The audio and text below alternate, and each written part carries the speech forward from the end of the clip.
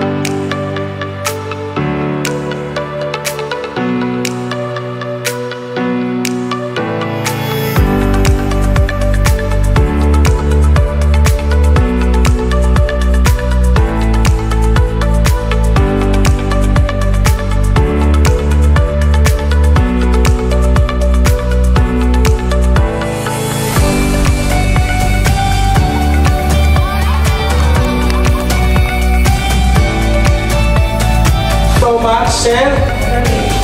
O, Sir Rich. Malayo ko lang, mayaman Rich eh.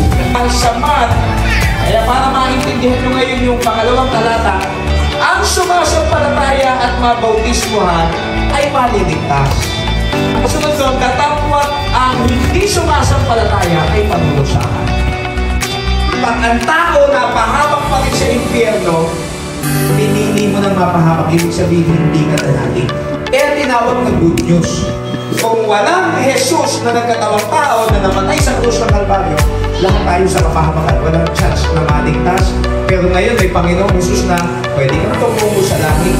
Pwede kang mapatawad sa iyong kasalanan. Pwede kang magkaroon ng buhay na wala hanggang sa langit. Pwede kang magkaroon ng relasyon sa Panginoong Jesucristo sa pamamagitan na tapos-pusong pananampalataya. Hinihilala mo po na ako'y nakakamoy. Nagkakasala sa iyong